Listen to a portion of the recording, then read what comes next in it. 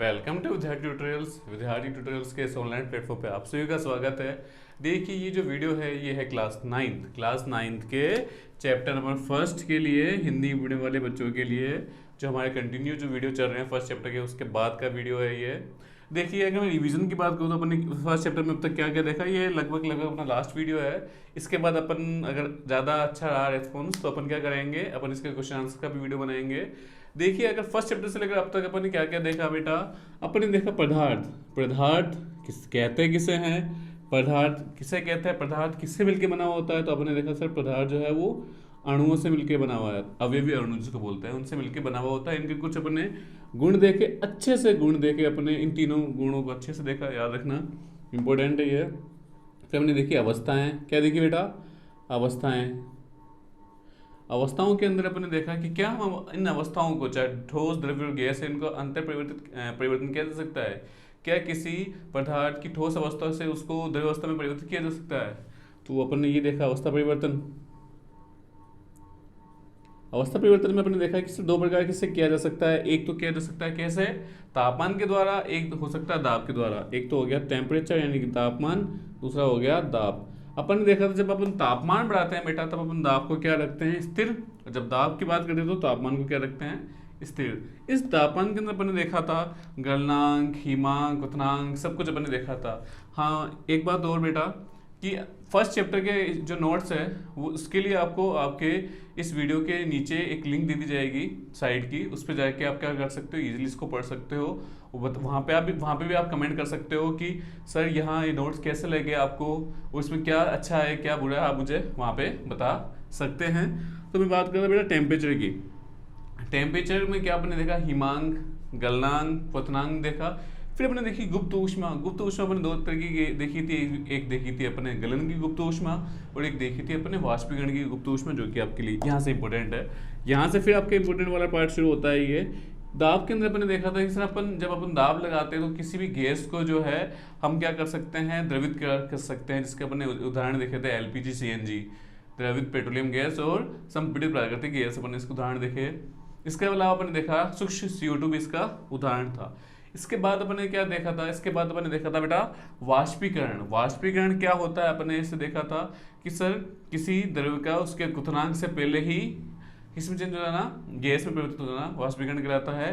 वाष्पीकरण आपके को प्रभावित करने वाले कारक कौन कौन से थे, अपने देखा था सर किसी भी जगह की जो तापमान है वो, सतही क्षेत्रफल जिसको पृष्ठीय क्षेत्रफल बोलते हैं वो, आर्द्रता, उसके अलावा वायु की गति जो उसको प्रभावित करती है। वहां तक अपना अच्छे से अपने टॉपिक क्लियर कर लिया था। अगर कोई नया है तो प्लीज़ उनको जाके देखिए।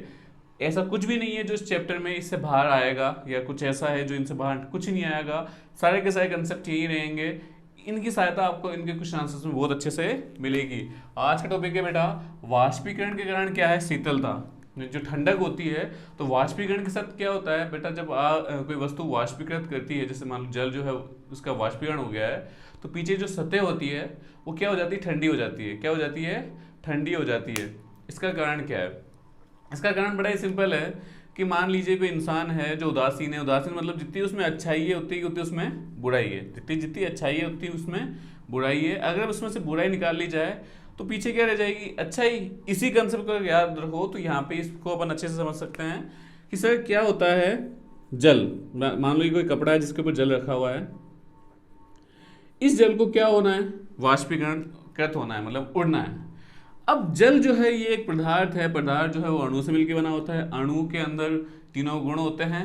तो ये जो अणु है इसके कण भी क्या लगातार गति कर रहे हैं, लेकिन इनकी गति इतनी नहीं है कि ये वाष्पीकृत हो सके या इसको छोड़ के जा सके।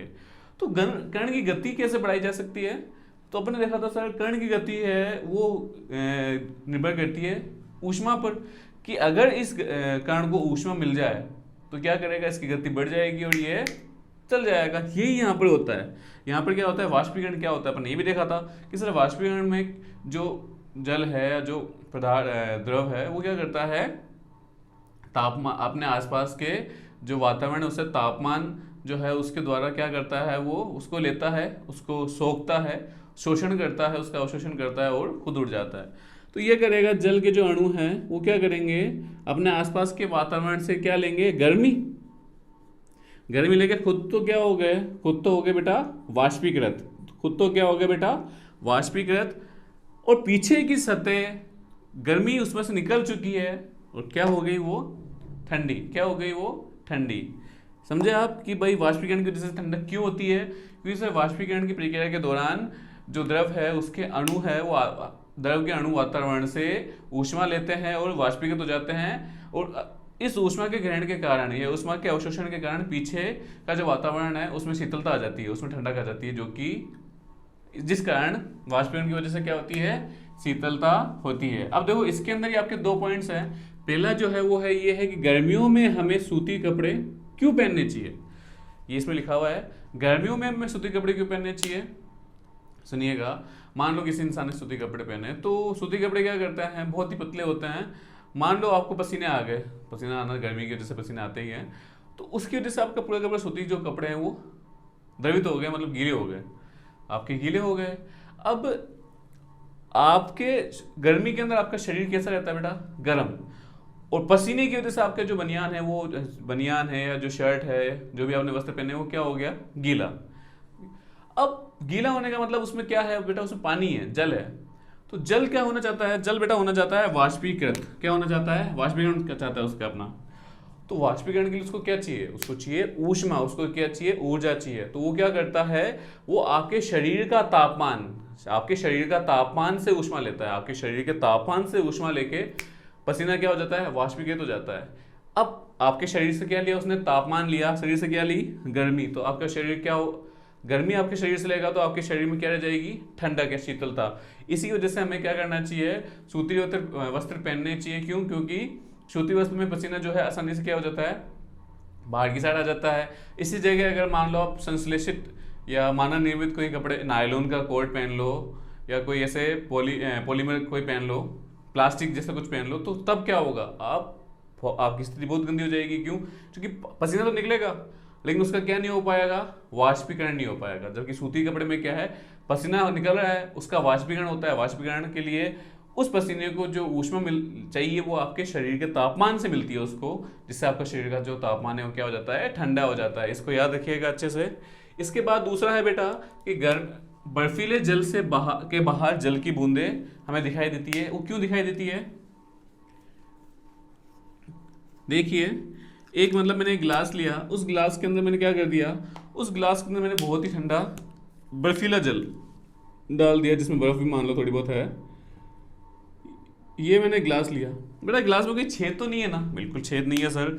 फिर भी अपन देखते हैं कुछ टाइम बाद कि सर इस गिलास के बाहर की साइड पानी की बूंदें आपको दिखने लग जाती है। जैसे बाहर से भी अगर आप टच करते हो उसको तो आपका हाथ गीला हो जाता है। तो पानी अंदर से बाहर कैसे आया, नहीं, पॉसिबल ही नहीं है ना कि पानी अंदर से बाहर आ जाए, या ऐसा थोड़ी ना पॉसिबल है कि पानी उड़ के इधर आ गया, ये भी पॉसिबल नहीं है। तो पानी की जो जल की बूंदें हैं वो बाहर की साइड कैसे आई, उसको देखिएगा। हम अच्छे से जानते हैं कि हमारे वातावरण के अंदर क्या उपस्थित है, सर हमारे वातावरण के अंदर उपस्थित है जल वाष्प, मतलब जल है लेकिन वाष्प के रूप में, मतलब कि है लेकिन वाष्प के रूप में। अब वो क्या करता है बेटा, जो आपके शरीर के अंदर वातावरण में जल वाष्प है वो हवाओं के साथ क्या करता है, बहता है। अब मान लो अभी इसमें बाहर की जल की बूंदें नहीं है, जल वाष्प जो है वो बहते हुए इस पानी की ग्लास के सतह से के संपर्क में आता है। उस सतह क्या है, अभी सतह है सर ठंडी, जो जो ग्लास की जो बाहरी सतह है वो क्या है बेटा, ठंडी, अत्यधिक ठंडी है। इससे ठंडी होने ये जो ठंडक है, इससे जब जलवाष्प संपर्क में आता है तो जलवाष्प भी क्या होता है बेटा, सर जलवाष्प भी क्या होता है, ठंडा। तो जलवाष्प जैसे ही ठंडा होता है तो जलवाष्प कौन सी अवस्था, सर गैस अवस्था। जलवाष्प ठंडा होगा, जलवाष्प के ठंडे होने से क्या बनता है बेटा, जल। जलवाष्प के ठंडे होने से क्या बनता है बेटा, जल। कौन सी अवस्था, द्रव अवस्था। तो वो जल जो है ना, जलवाष्प जैसे ठंडा होगा तो जल की जो बूंदें हैं वो यहाँ पे इकट्ठा हो जाएगी, क्योंकि जलवाष्प क्या हो चुका है बेटा, ठंडा हो गया और किसके रूप में बदल गया, वो जल के रूप में।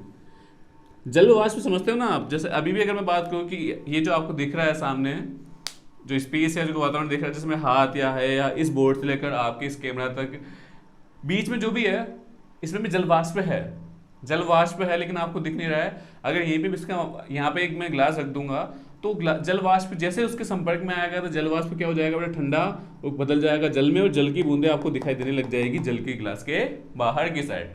ठीक है, ये हो गया आपके बर्फीले जल से के बाहर आपके बर्फीली जल के गिलास के बाहर आपको जल क्यों दिखाई देता है।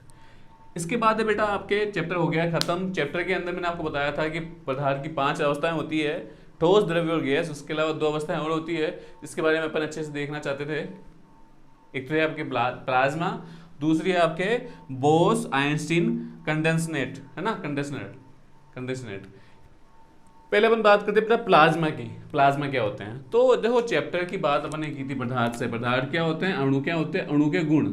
अणु के गुण के अंदर अपन ने तीसरा गुण पढ़ा था कि सर पदार्थ जो है उसके अणु से मिलकर बनाया हुआ अणु जो है वो क्या करते हैं, गतिशील रहते हैं, गतिशील रहते हैं। ठीक है, मैं बात करूँ बेटा ठोस, द्रव्य और गैस। सर ठोस में इनकी गति अत्यधिक कम होती है, बहुत ज़्यादा कम होती है, द्रव में थोड़ी बहुत होती है, और गैस में सबसे ज़्यादा ये गति करते हैं, गैस में सबसे ज़्यादा ये गति करते हैं।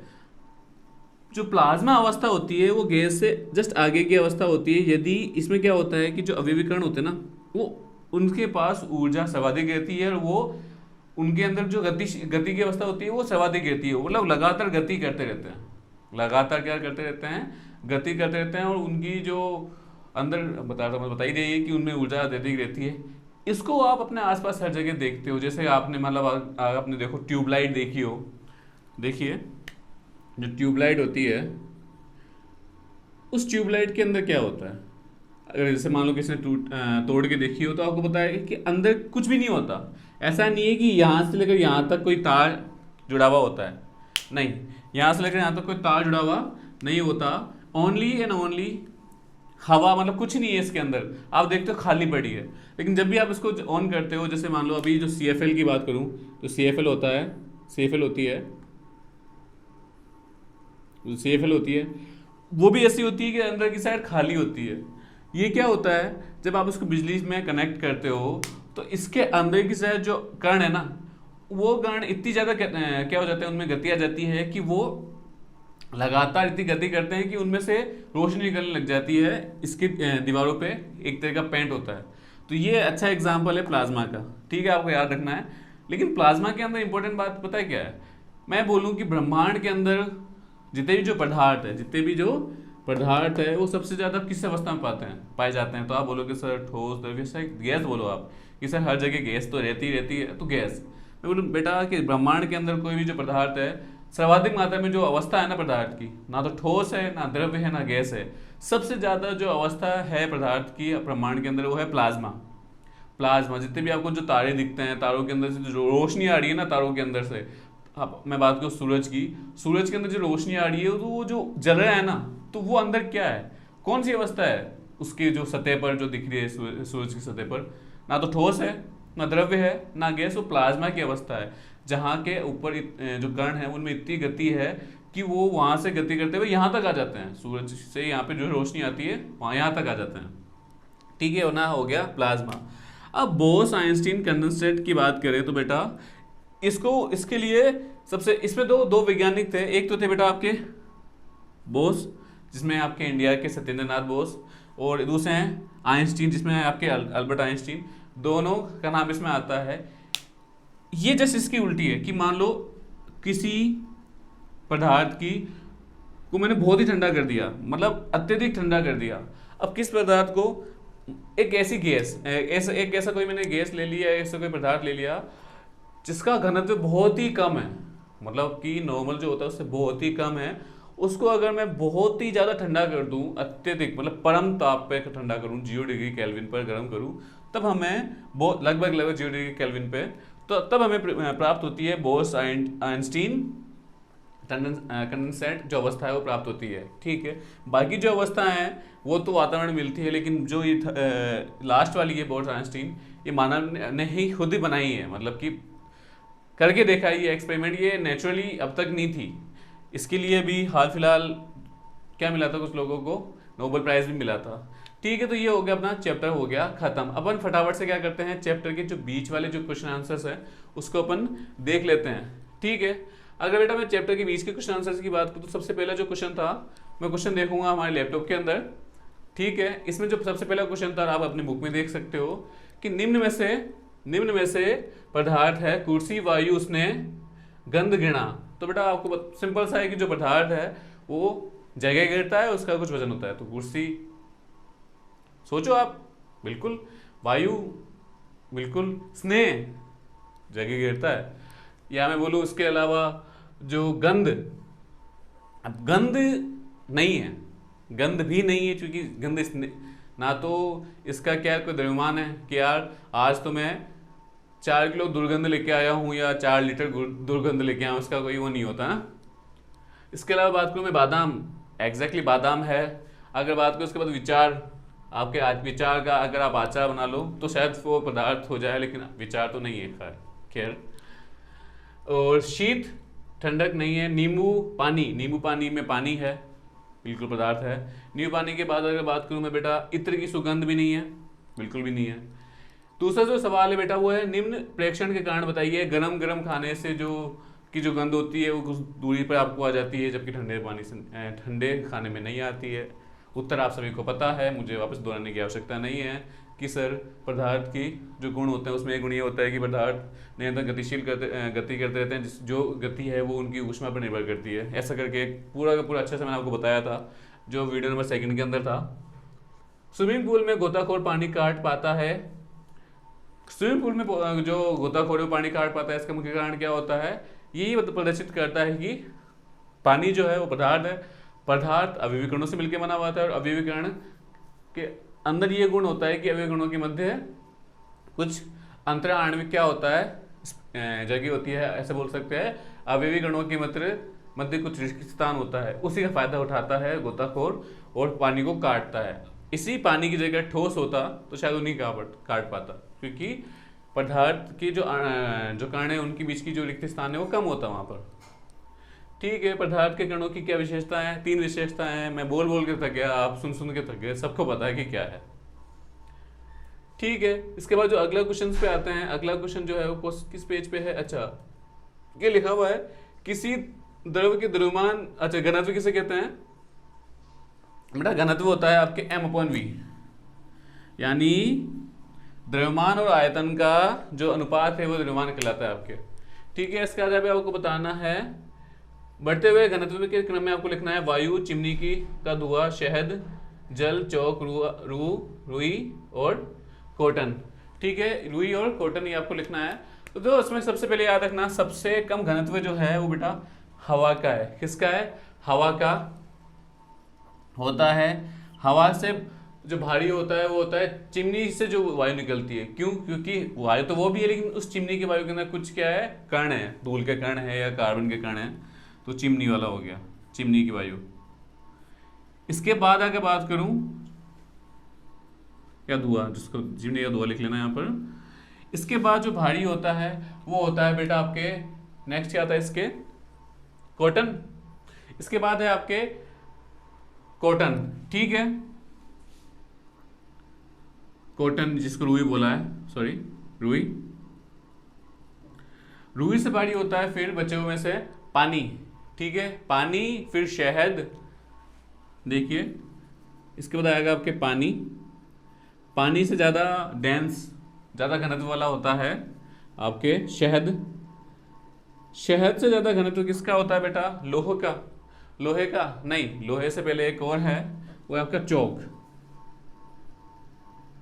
चौक और लोहा। अब ये दोनों आ गए आपके ठोस में, ये दोनों ये आके आपके किस में, गैस में, ये आ गए आपकी किस में, द्रव में। लेकिन रुई जो है वो क्या है, वो बहुत ही ज़्यादा कम घनत्व की होती है, इसलिए इसको यहाँ लिखा गया है। ठीक है, ये दिख लीजिएगा, बड़ा ही बकवास है, आज तक एग्जाम में नहीं आया ये। ठीक है, पदार्थ के विभिन्न, अगला है आपके पदार्थ के विभिन्न अवस्थाओं के गुणों में विभेद करती हुई एक सारणी बताई है। 10 बार बता चुका मैं आपको। ठीक है, अगला क्या है, टिप्पणी कीजिए इन सब पे। पहला है आपके दृढ़ता किसे कहते हैं। देखिए किसी भी पदार्थ की के द्वारा खुद के आकार को बनाए रखने की क्षमता ही उसकी दृढ़ता कहलाती है। कि मान लो कोई पदार्थ है, वो जिस अवस्था में है या जिस अवस्था नहीं, जिस आकृति में है, उस आकृति में रहने के लिए जो उसकी जो प्रवृत्ति है उसको बोलते हैं उसकी दृढ़ता। जैसे ये है, इसको दबाऊंगा तो दबने से ये क्या उस दबाव का विरोध करेगा, क्यों? क्योंकि ये दृढ़ है। ठीक है, तो इसका अपने आकार बनाए रखने की क्षमता ही क्या कहलाती है? दृढ़ता। दूसरा है आपके क्या दृढ़ता के बाद? संपीड़ितता। संपीड़ितता क्या होती है? सर पदार्थ है वो अवयवी कणों से मिलकर बना होता है, अवयवी कणों के मध्य कुछ स्थान होता है, तो जब उन पे दाब लगाया जाता है तो वो जो कण है वो एक दूसरे के पास आ जाते हैं। इस प्रक्रिया को संपीड़ितता कहा जाता है। ठीक है, और संपीड़ितता का गुण किसमें पाया जाता है? गैस के अंदर पाया जाता है। ठीक है, मैंने अच्छे से देखा इसको। इसके बाद क्या है? तरलता। तरलता कैसे कहते हैं? देखो, बहने को, पदार्थ के बहने के गुण को क्या कहा जाता है? तरलता। तरलता देखो ठोस में नहीं पाई जाती, जो द्रव होते हैं उनमें तरलता पाई जाती है, उसके अलावा जो वायु होते हैं उनमें तरलता पाई जाती है। इस बात को याद रखिएगा, ठोस में तरलता नहीं पाई जाती। इसके अलावा क्या है बेटा? इसके बाद है बर्तन में गैस का भरना। देखो आपको पता है कि अगर मैंने एक बर्तन लिया, उस बर्तन में अगर मैं गैस भरता हूँ तो गैस जो है उससे पूरा बर्तन भर जाएगा। क्यों?